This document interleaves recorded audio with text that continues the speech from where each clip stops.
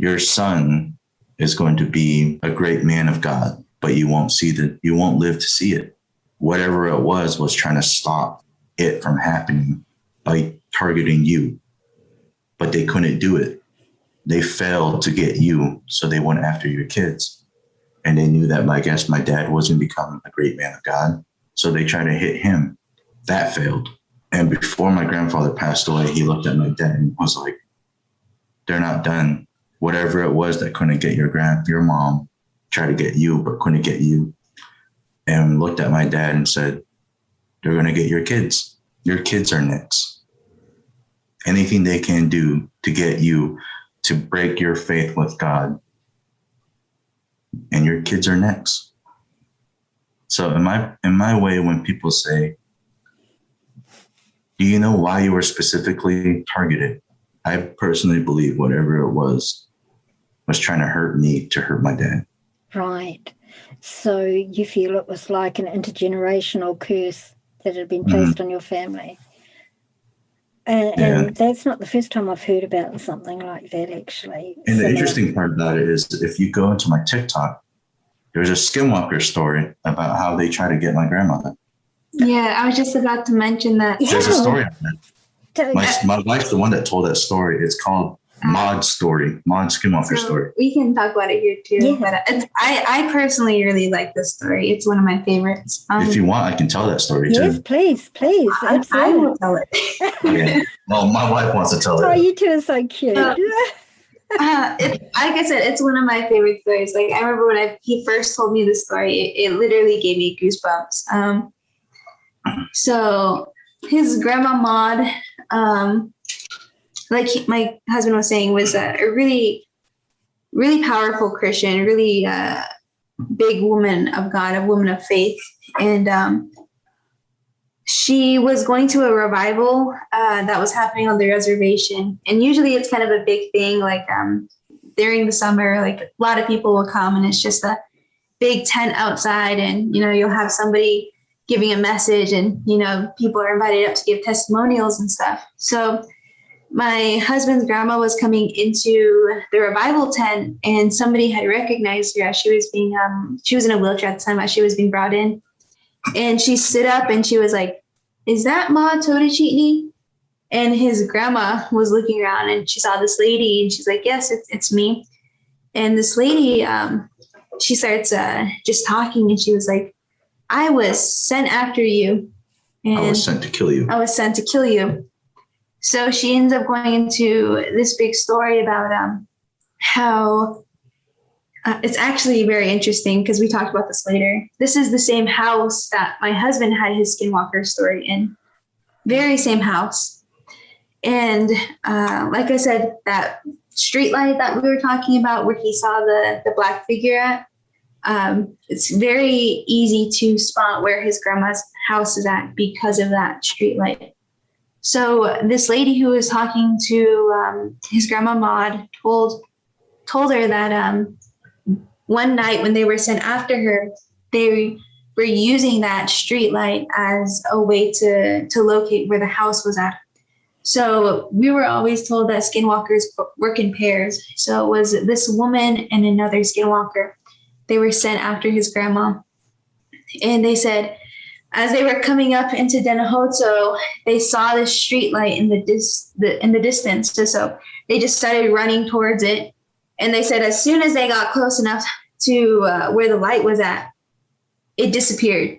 So they would look around and they would see the street light in a different location. So they would run after it again. But they said that, and the woman was saying that entire night, those two Skinwalkers were unable to get to the house. And before the sun ended up rising, they left that night. So they ended up coming back the next night, and this time they were able to get to the house. So as the two Skinwalkers were walking up to the front door, the lady said that they saw this extremely handsome, beautiful man, just dressed in white. I think they described him as one of the most beautiful people they had ever seen. And as they were walking up to the house, the man spoke to them, and he said that they were not going to enter that home. And since he was at the front door, both of them decided to walk to the back of the house and use the back door. But they said as they got to the back door again, this man popped up again. And this time he had a sort of flame. So he ended up drawing it out, and he told them that they were not going to enter this home. And I believe they tried multiple ways, like windows and stuff, but that entire night they were never able to get into that house. And I don't know how that woman came to become saved or how she ended up turning away from that life as a skinwalker. But she ended up giving that testimony to his grandma. And to me, when he was telling me his story of his skinwalker experience, I think it's because that home was protected like that, like it was prayed for, and there's protection from his family, from people who love him, friends and stuff like that. That's why it wasn't able to come into the home to, I don't know, to do whatever it was trying to do to my husband. That's pretty cool. That's really, that woman recognized your grandmother and told her what was going on. Wow, that must have been an amazing feeling for your grandmother, actually. Yeah, it was. My aunt's actually the one that told me that story, because it was my aunt Jeanette, was the one that was pushing my grandmother into the tent, the revival tent. Yeah. Oh, wow. So it was my aunt. And the house that all this took place at was my grandfather's. He was a World War II veteran, and he also has his own story of a skinwalker, which is kudos to him, because if you hear the story too, you'll just be like, man, that guy was a huge badass. But totally off subject. But yeah, he has his own. But yeah, all this took place, and my aunt lives in that house now, and they don't experience anything there.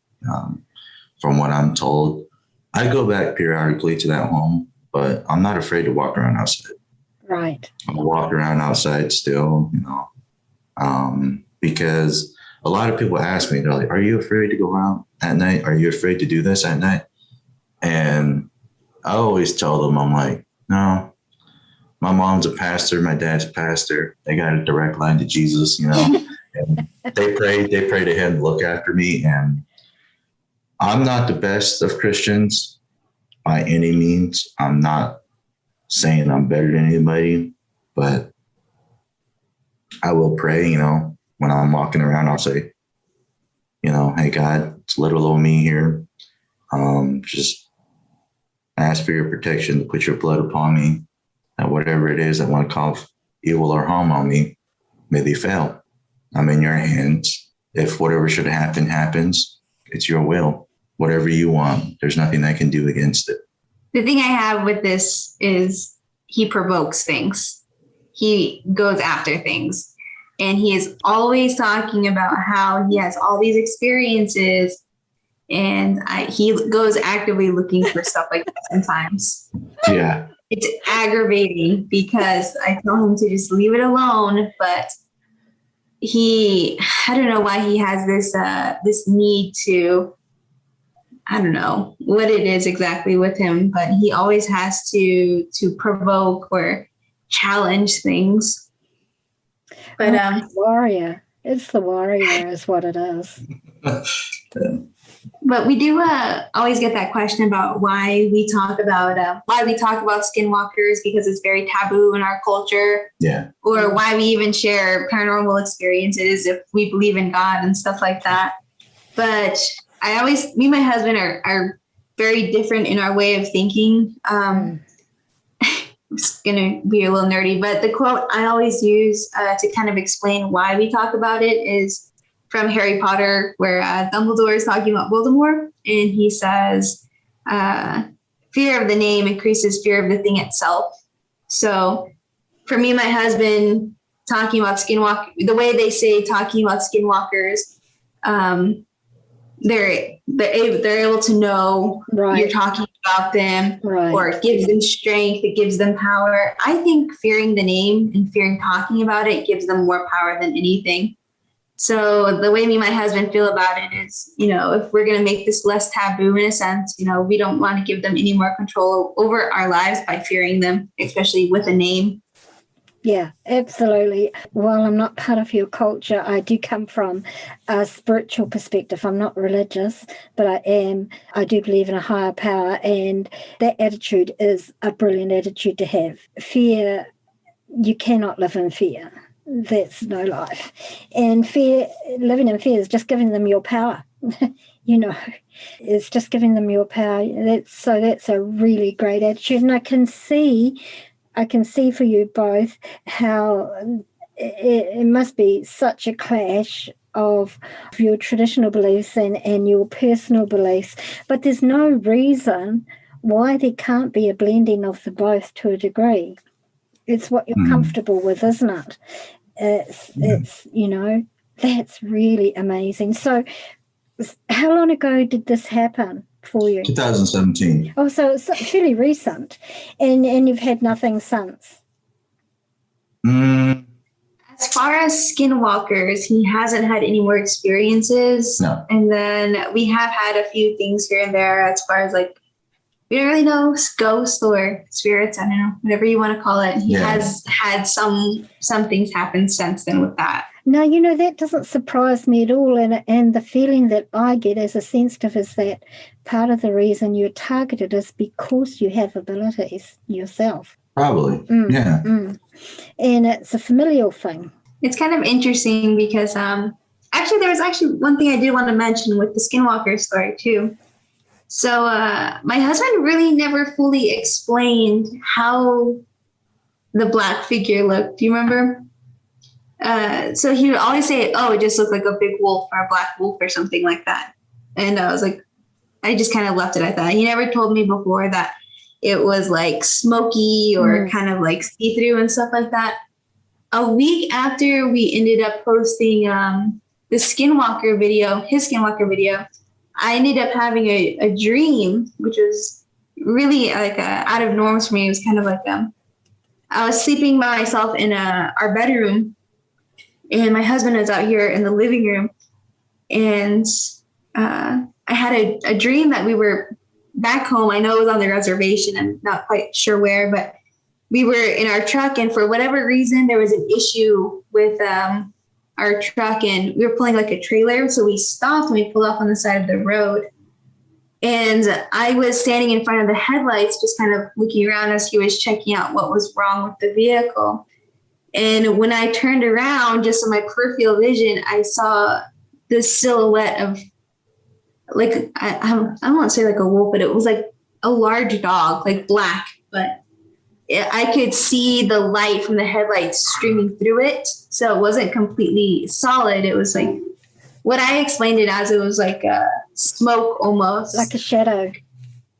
Pretty much. And I was trying so hard to yell for my husband because it was watching him. It was only watching him. And I was trying so hard to yell for my husband. And I felt like I wasn't making any noise or any sounds, but it ended up turning and facing me. So it walked up to me, and this thing was huge. I remember because we have a truck, and just the shoulders were like the almost level with the hood of the vehicle. Oh. And when it came up to me, its head, I remember it stopped like right in front of me, and I was paralyzed. Like I couldn't move, couldn't scream or anything. And not long after that, I ended up waking up, and it took me like a moment to kind of get my bearings right. So I ended up coming straight back out here, and I asked my husband, I was like, could you explain what you saw again that night? So that's when he started like going more in depth of his description of what he had seen that night. And I was I didn't ask you yet. I ended up telling him, I was like, this thing you saw that night, I was like, was it like this big? Was it like see-through? Like you could see like light through it, almost like kind of like opaque and stuff like that. Like I was explaining it to him, and he's like, yeah, that's it. I like before then we'd never really gone into depth with the description of how it looked, but it was weird that what I had seen in my dream was what he had experience or what he had seen with that Skinwalker experience. It was, that was strange for us, I guess. My wife isn't one to really have really bad dreams and really get scared of them. Right. But she came out and she was scared. And I could just see it in her. And I was like, what happened? I was like, did you have a bad dream? She goes, yeah. And I was like, you're such a weenie, is what I said to her. And then that's when she started to describe what I saw that night. And I was like, yeah. I was like, yeah, that's literally what I saw. And she's like, and she told me the dream. And I was like, this thing's not done.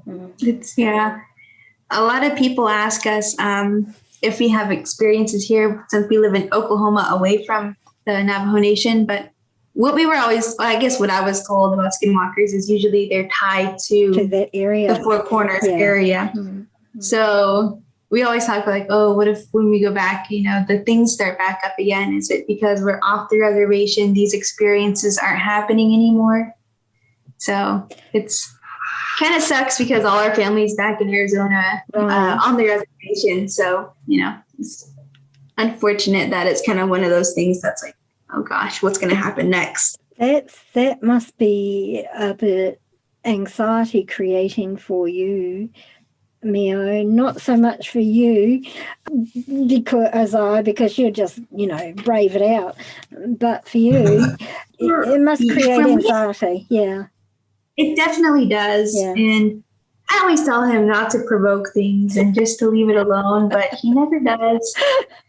It was kind of, we always have talks about this stuff too. And I've had like weird like dreams that I've had people try to interpret my dreams and stuff like that. It's kind of one of the main things that is for me. But my sister was talking with my grandma after we had posted the Skinwalker story.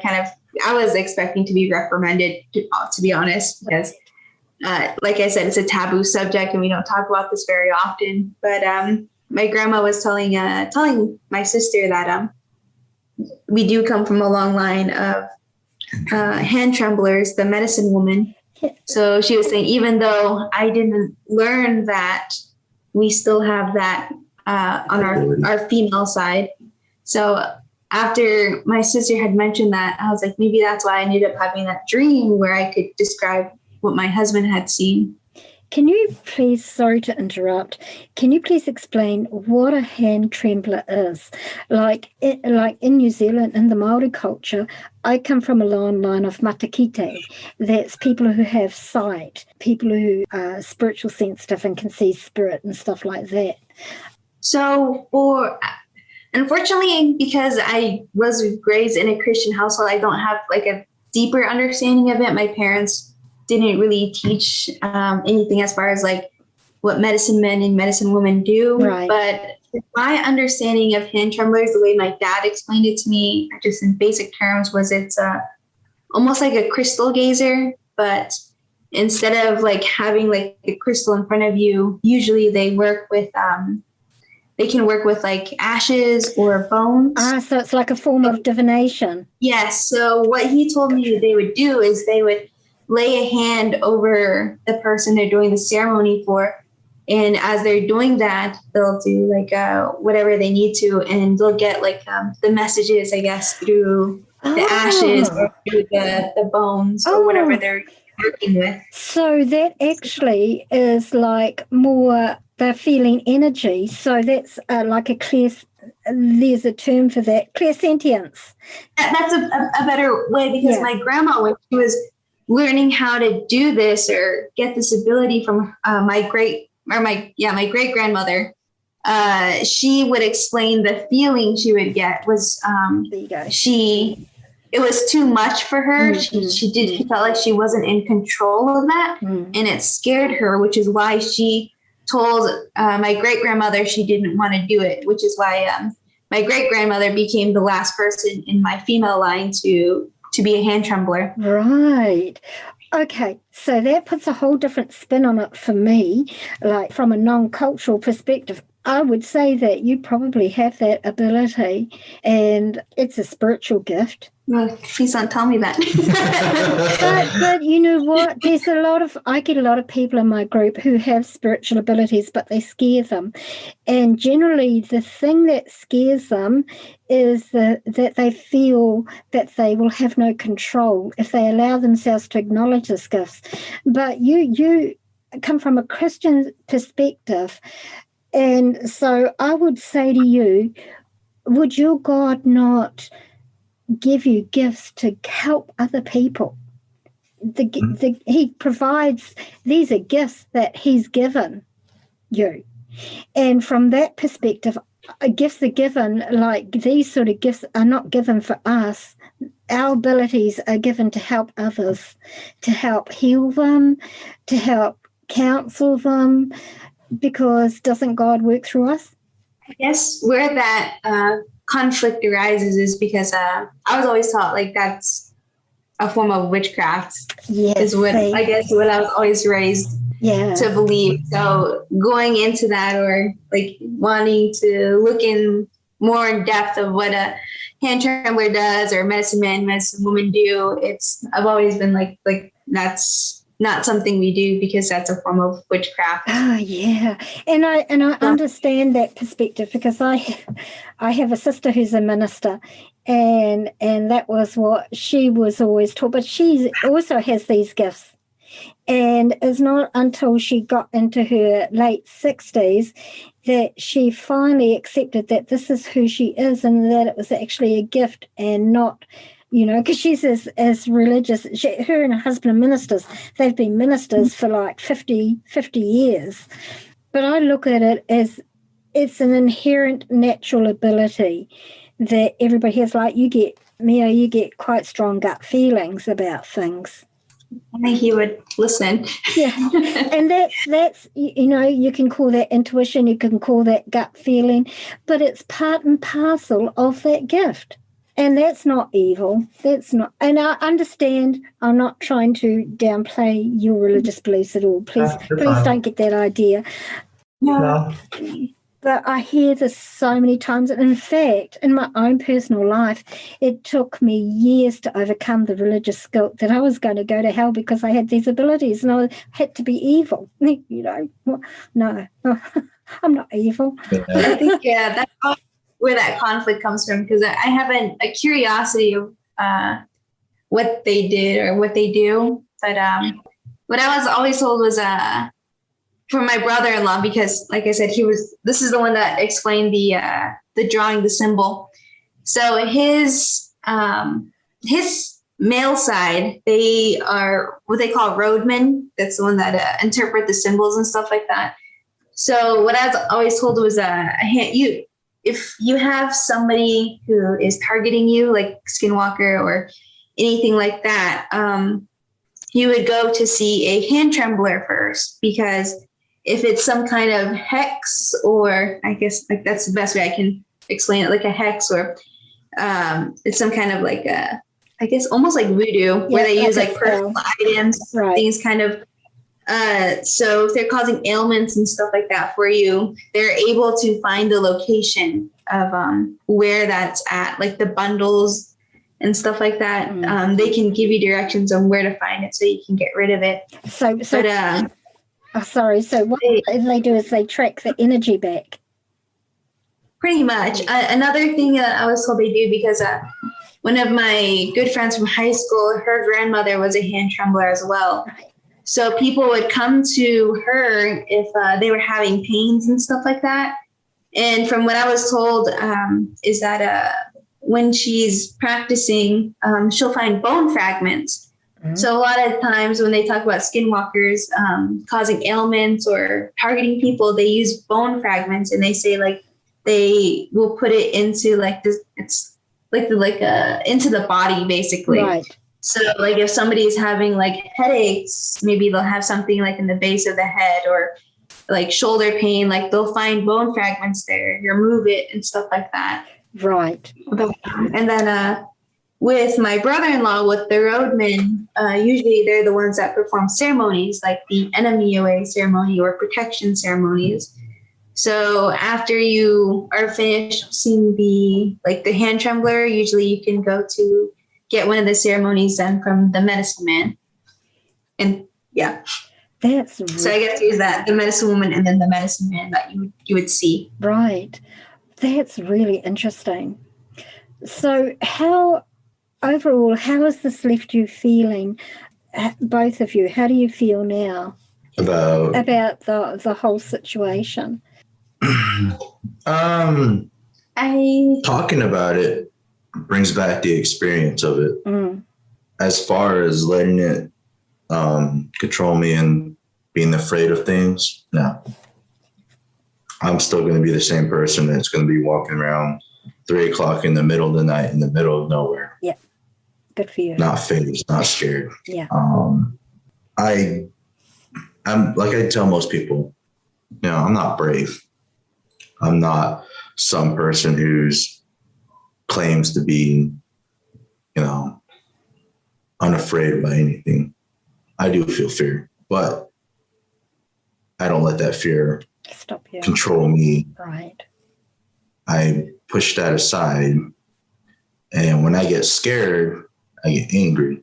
When I get mad, it's like I have no control over it. Right. And that's the part that takes over. And I want to confront whatever it is.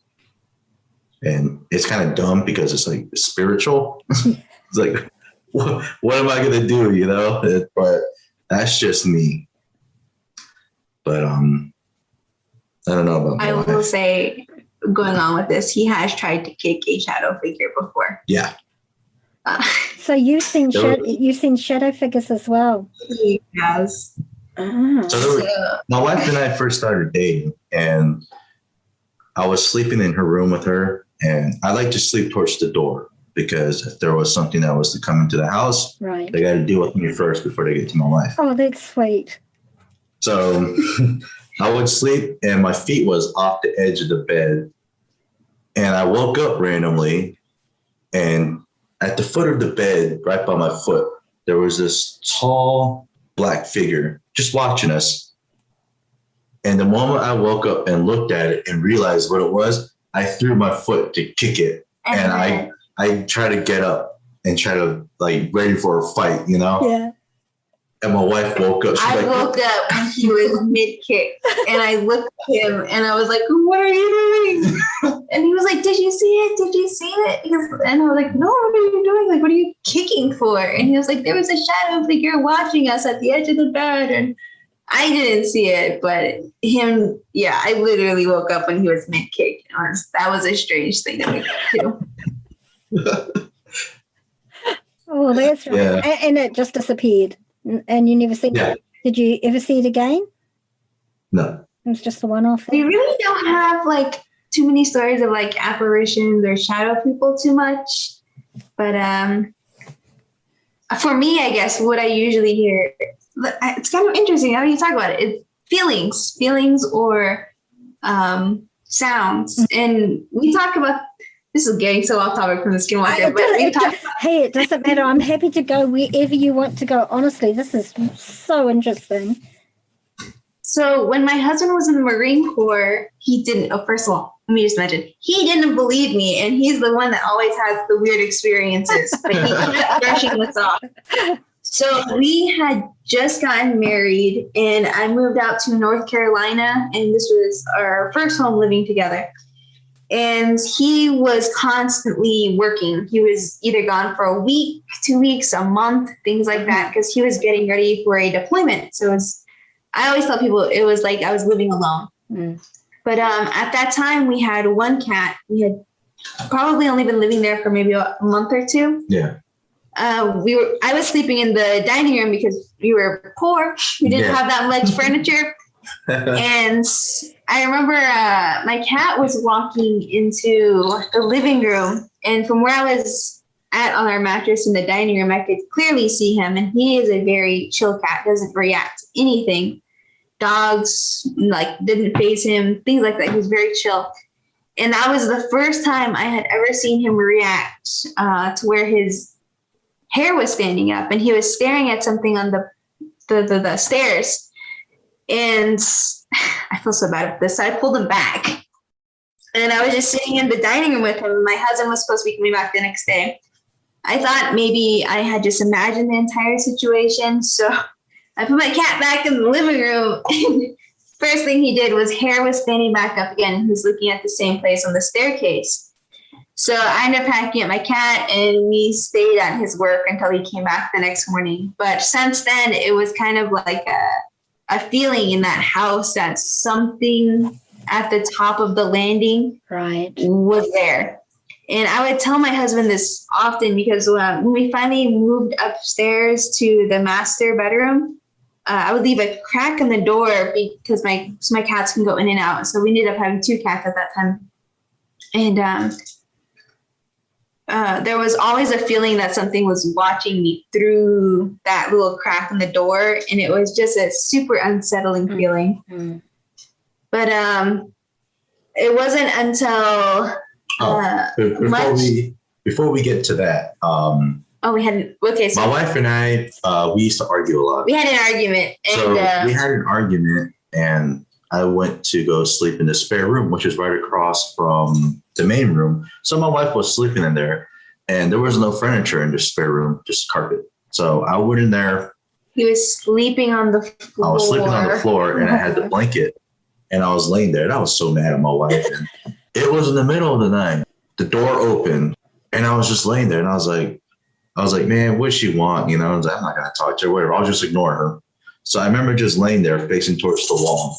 And he covered his head? Yeah, I covered my head because I didn't want to talk to her. But something walked. You can hear it. And you can just feel the presence of it. And it just stopped. And it was just standing there. And I was laying there half expecting my wife to be like, hun, you know, like nagging me until I finally get a response from me. But nothing. This thing just stood there. And they just turned around and walked back out. Wow. So the next morning. Actually, no, he didn't mention this to me for a while. The next morning, he was so mad, still he didn't bring it up. It wasn't until we actually had moved out of that house. Oh, yeah. He was like, remember that night you were having an argument and I slept in the spare room? And I was like, yeah, like, of course. So he was like, did you come to check on me? And I was like, no. I was like, I never even bothered you that night. Like, I didn't want to talk to you either. And he was like, that's when he told me about the whole thing about he heard somebody open the door, walk towards him, stand right there, and then felt them leave.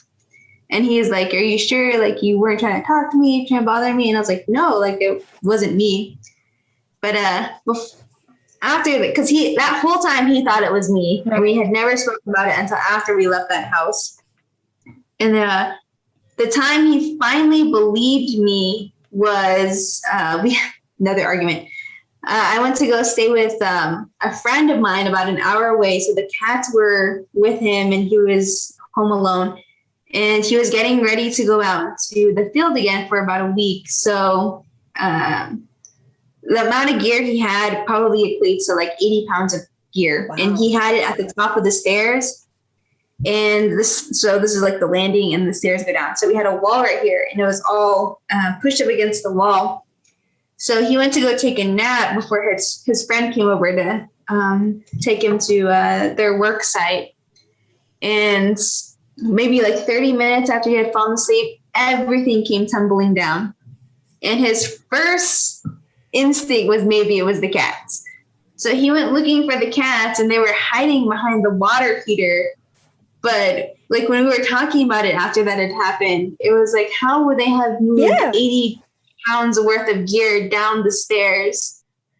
And that was funny, like his inkling, like, oh, maybe my wife was right about something being here, because there was like weird things, just the feeling and stuff like that in that house was just really, it started turning oppressive almost. And I used to tell him that I think whatever was there was more attached to him than it was me, because I didn't really feel like that oppressive energy or anything like that. But he started having more of a mental change, which was some like the reason why we had so many arguments. Right. Sounds like he was influencing your behavior.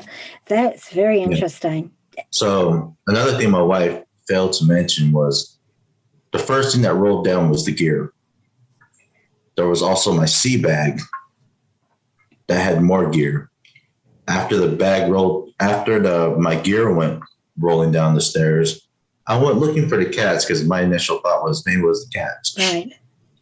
But the cats were downstairs with me, hiding behind our water heater in a secluded area. Yeah.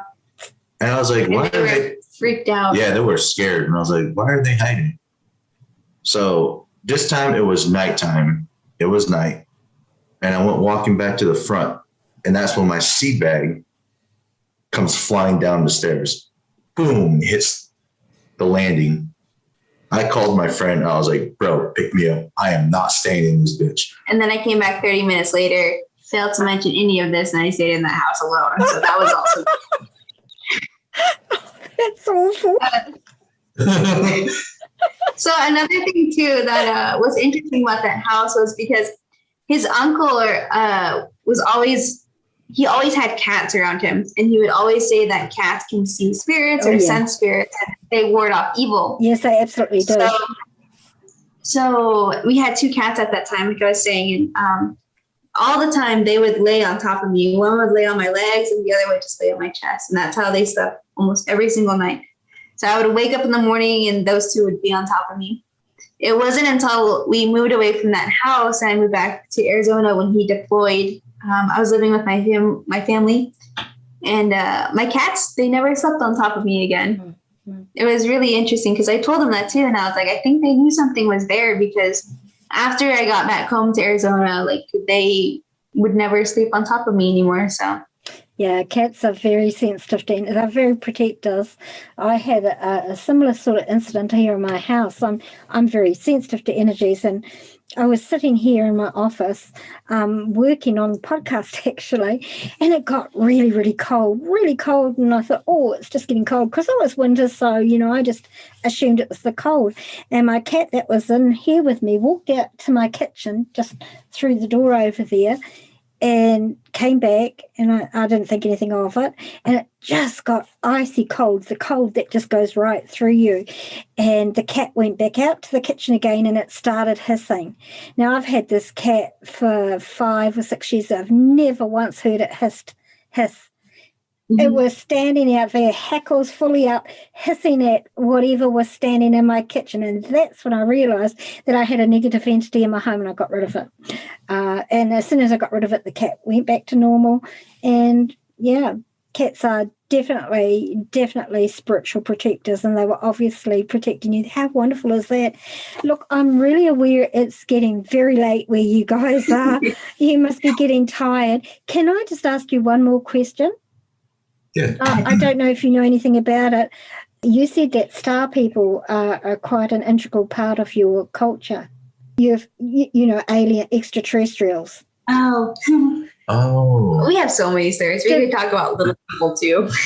The reason I say that is because I've been an experience in my entire life of star people. Like I said early on, from what I said about us not being able to go outside and to stay inside when it's dark, extraterrestrial, yes. Have we had encounters with them? Yes. Are there stories of our past and our history long into our ancient? Yes. We were always told when I didn't live, when I was back home on the reservation, I was living in the New Mexico part of the reservation in a little town called Crown Point. I had a friend out that way. Like I said, she's the one that was telling me about the Skinwalkers being used to hunt game. Right. Her family was really traditional. And there's a mesa in Crown Point that is notorious for having lights, having objects there. And she has a grandmother that lives by this little Ridge Butte area. And she was always told as a kid by her grandmother, and her grandmother was always told as a kid by her grandmother, that when you see these lights, go inside. Mm. You don't bother it. You don't interact with it. You just let it be. Sure, maybe a sheep, cattle, horse may be gone and disappeared, but that's fine. They would always say, go inside. Don't bother it. You don't. In Navajo term, it's iya, which means scary, or bahadsit, which is don't bother it. You just leave it. Yeah, or like don't talk about it. Yeah, don't talk about it. Just don't. Right. So my hometown, my mom has a UFO story, and not just her. There's actually a lot of people in the community that saw this big oval football looking object that went over our community. And when my mom told me that story, I was like, yeah, right. So I went around and asked a few people in our community, and they're like, yeah, like we saw this thing bright as day in the middle of the night. This big football object flew over, hung around, and then vanished. Mm. And there's stories of such things happening long before modern world with Native Americans. Yeah. So one of the things too, because we were talking about Monument Valley earlier. So we have a lot of old petroglyphs. Yeah. So one of the stories I was always told is they would call them sky people. Yes. So we were told that at some point, I don't know if it was our tribe specifically or maybe the Anasazi, but they had help from these people, the sky people. So there are actually handprints that are on, we have sheer cliffs. If you look at the buttes from Monument Valley, they're very sheer, some of the drops. And there have been handprints almost in the middle of these buttes. And it's like, how would people back then, would they suspend themselves or would they build a ladder? Like, it doesn't really make any sense why these handprints would disappear right in the middle of these cliff faces. Right. And it's like, wow, like, what is the purpose of it? Who did it? Just something we don't know, but it's just really interesting to know that these things exist and we can't fathom like how they even got there. Yeah. And it goes into saying about a lot of people I'm pretty sure a lot of people are familiar with the Anasazi, the lost tribe of the Southwest. I did mention we had a story about this too. Yeah, I have a story about Anasazi, and I want to post it on TikTok, but just not yet. The Anasazi were a traditional tribe, ancient, long been around that area long before our tribe had been there. Right. Been there long before the Apache. Been there longer than any other tribe that has been there. No one knows what happened to them. We do have a clan system for Anasazi, but in modern world now, even long before modern world, that clan's dead. Mm. It doesn't exist. No one bears that clan or anything, not even just us. Apache, Hopi, Pueblo, Zuni. You have a couple of other southern tribes. I don't remember their names. You have Yapa, you know them. They have similar clans for Anasazi, but no one is gone. It's an extinct clan. Yeah. A lot of people like to theorize that maybe they just kind of integrated with the other tribes in the area. But like my husband was saying, for the Navajo, for us, like, we don't know what happened to them. Yeah. As far as the Hopi, the Apache, like the other surrounding tribes in the southwestern region, nobody really knows what happened to them. But the artifacts and things that were left behind for us specifically, and I know it is the same for a couple of the other neighboring tribes with us, is we don't touch their stuff. Mm. It's cursed, is what you would say. And the funny part about that too is their ancestral homeland, nobody lives there. Yeah. There's no one that occupies their ancestral home. So they're known as the cliff dwellers. So yes. So like a lot of the very popular home, like almost like Adobe looking homes that are carved into the cliffs, that's usually the Anasazi. But a lot of natives don't. It's kind of interesting. It's kind of like we were talking about that conflict of a Christian upbringing, but still flirting tradition and culture and stuff like that. even though me and my husband were raised in Christian households, we were still brought up that if you see like anything that belonged to the Anasazi, like pottery, arrowheads, things like that, or their dwellings, like not to go in there because it's cursed. And I actually have a story of being a kid growing up and taking a piece of pottery.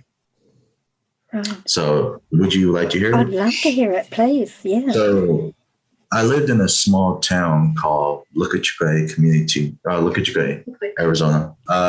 We went to like boarding schools, community schools and stuff like that. And not a lot of Native Americans at the time had degrees to become teachers at these schools. So a lot of the teachers were non-Native, white mostly, that would come and teach at these schools. So the story I'm about to tell you is about such teachers, two of them, that befriended my parents because they were Christian as well. And there was no actual Christian church in Lucachugay that was Pentecostal. Right. So my family, those teachers would get together every Sunday and have service. Oh, actually, it's really kind of interesting. Since we're talking about pottery, I think on one of your other podcasts about Skinwalker, one of the ladies had picked up pottery. Yes. That's actually what it made me think of. And I was like, I don't know if I would have associated that with Skinwalker, but I think to me, that story actually sounded more in lines of picking up something that belongs to the Anasazi compared to that. Right. And she saw a big owl as well or something. So owls actually for us in Navajo, the owls are bad omens. Uh-huh. They're messengers. And usually if you see it during the day, people will say it's usually a sign of death or like somebody in your family, close relative or things like that is possibly going to pass soon and things like that. Same with a coyote crossing your path. Oh, wow. I don't personally do that. I think they're just animals and they're going to kill. But a lot of people are very superstitious still about things like that. Okay. So anyways, back to my Anasazi story. I was a third grader, and this was like, I think around 2002, 2003 era. We lived in a small town called Lucachugay, Arizona, which is border of New Mexico and Arizona, right along the Chisca Mountains area. These teachers were non-native. They moved there to teach at this middle school, and our families got together for Sunday services because there was no church, but they held their own services in their own home. So they wanted, one of the teachers were very outdoorsy. Like I'm talking about having the hiking boots with the shirts and the really high shorts and whatnot, and glasses. So they were big into hiking and exploring. And they were like, is there really nice places? Because they wanted to see some of these cliff dwellings and stuff like that, like my wife mentioned earlier. We, from what my parents thought, we went to a place called Zuni, Arizona. My dad said he thought that this cliff area belonged to a Navajo tribe because we did do cliff dwelling as well. We were taught that by the Anasazi.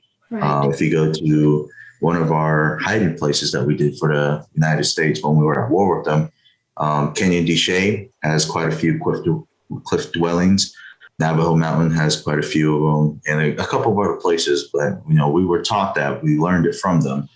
And my dad thought this place belonged to a Navajo tribe, but it wasn't. We got there, we started exploring around, and my dad knew where we were and was like, no, And I was a little kid, and I knew about the stories and whatnot, but there was this pottery I found on the floor, had sand on it. I kind of brushed it away, and it just looked so pretty. The design on it was it caught my attention, my eye, and it looked so nice, and I didn't want to say anything to anybody. I picked up the pottery, I put it in my pocket. At the end of the trip, we went back home. And I was just so fascinated by this thing. And that's the first time I saw a small shadow figure watching me. And as the days went by, I didn't tell anybody about this thing. I started seeing this such shadow figure more frequently. It would run by, it would just stand there and stare at me. And I was wondering why I was doing that. And I was getting scared of it, not knowing what it was. And then I finally told my older brother, he's a year older than me, what I had. And the first thing he did is he just looked at me and was like, "You're stupid." He was getting mad at me, smacked me behind the head, and was like, getting really upset with me. So him finally convincing me to tell my mom what I had. I told my mom, and after a pretty substantial beating, I was shunned for doing that. And I remember we went back to where I picked this thing up, and we offered offerings like tobacco, sage, and a couple of other things. And I had to apologize.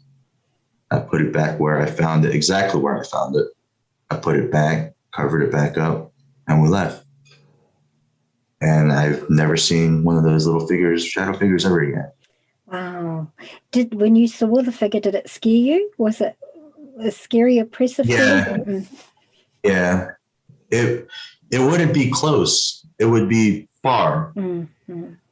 And it would just stand there and stare at me. And it's like, I would look and I would like look around and see to get someone's attention to see if they could see what I was seeing. But by the time I would look back, it was gone. Right.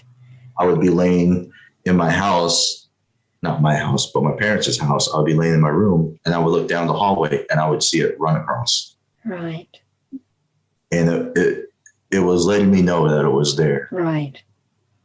Until I returned it, offered up offerings and apologizing. I never saw it again. Wow, that's very cool. Well, that's the first one I've heard from your area. I have heard in other parts of the world, like in Hawaii, when they take stones from the volcano, they have bad luck and stuff like that. So I'm not sure what department it is there, but they keep getting these letters sent back to them with stones in them. That people have taken as souvenirs because they've had bad luck or bad issues. So that's not interesting that you mentioned that, because when he says he saw a little shadow person, we have stories about little shadow people that my mom told me before, is that they're very mischievous. And if you don't offer them, when you see them, what I was told is you're supposed to give an offering of food. And usually if you offer food, they'll leave you alone. But if you don't, they'll give you bad luck. So it's kind of interesting that you mentioned bad luck. Oh, that is interesting. That's really cool. Well, look, I could speak to you guys for hours. You're just so interesting. And but I'm so aware that we've been talking for nearly 2.5 hours now. And I know it's really late there because it's 7:30 at night here in New Zealand, so it must be like nearly 3:00 in the morning there. Yeah, so I'm going to end this now. But look, thank you both so very much for coming on our show today and sharing your experiences with us. It's been a really interesting and a learning conversation for me. I know I've learned a lot from both of you, and I'm sure that my listeners will have as well. Now, before we do close, you're on TikTok. Can you perhaps give my listeners your social media names so they can follow you and check you out themselves? Yes. My name on TikTok is RezneckVet. That's REZ_NECK_BET. My Instagram is located on my TikTok page too. So if you click on the Instagram icon, it'll take you to my Instagram page. And if you cannot find me, my profile picture is a Native American with Nicolas Cage's face on it. And the other name for it is Che Cage. That's CHEII, Cage, CAGE.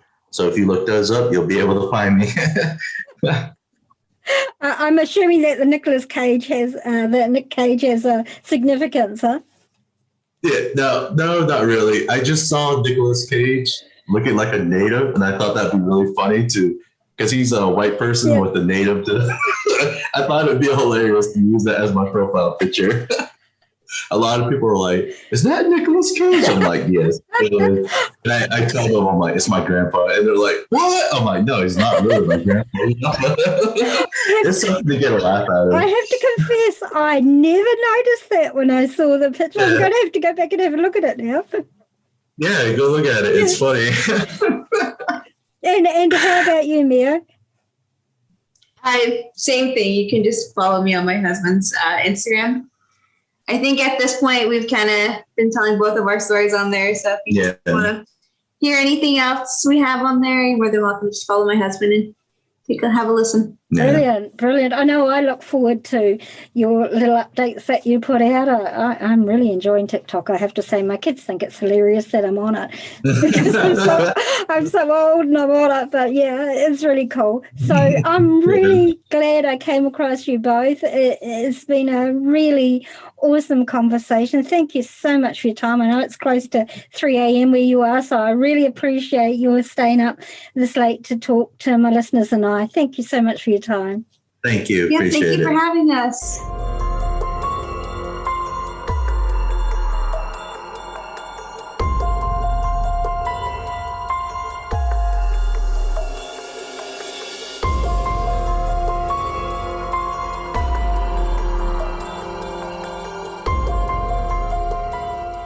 I want to thank Meo and Isaiah for sharing their experiences with us all, especially since they stayed up so very late, or rather so early in the morning, so we could have our conversation.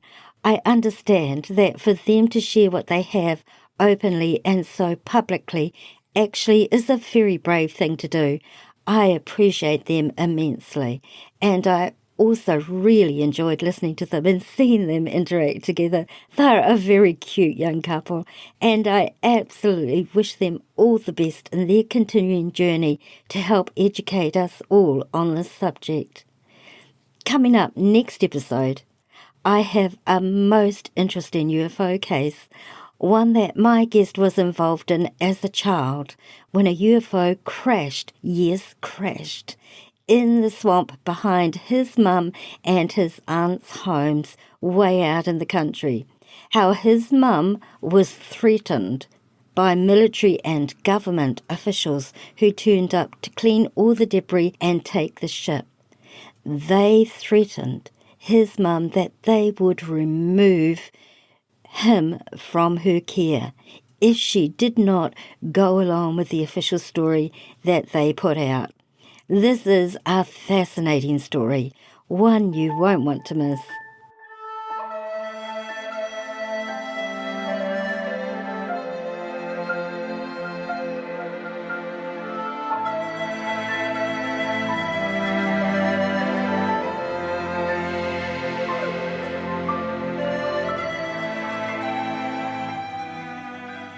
This episode's bumper music is called Native American Spirit. I love the native flute in it. It has such a beautiful tone. If you enjoy our podcast, then please consider becoming a patron. Just head over to patreon.com/MCC15 and sign up now. As a patron, you get early access to the podcast episodes and a special members-only page on the podcast website that has bits which end up on the digital cutting board and some good bits as well. And you can download full written transcripts of each episode, and you get my absolute appreciation and gratitude. Patreon.com/MCC15. Check out our Facebook page, Walking the Shadowlands, our Instagram feed of the same name, and our Twitter feed at Shadowlands10. TikTok under walking_the_Shadowlands. Like and follow for teasers of our upcoming episodes. If you enjoyed this episode, then please leave a positive rating and don't be shy to leave a written review on your chosen podcasting platform or on the podcast Facebook page, Walking the Shadowlands. And of course, so you don't miss out on any episode, make sure you subscribe on your favourite podcasting platform. This podcast is available on all free podcasting platforms, including iHeartRadio and Pandora as well. Also, if you have Alexa, simply say these 4 words, "Open Walking the Shadowlands," and Alexa will play our latest episode for you. If you have any questions or any comments or anything that you might like to share with me, you can email me at shadowlands@yahoo.com. If you don't have a smartphone, then you can listen to the episodes from the podcast website, www.walkingtheshadowlands.com. For those hearing impaired, there's a full written transcript of each episode on the website, so you don't miss out at all. Tell your friends, tell your family, tell your workmates about our show. Encourage them to listen and to subscribe also. The more, the merrier.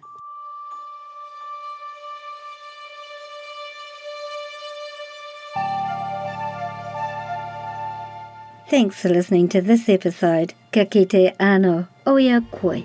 I'll see you again.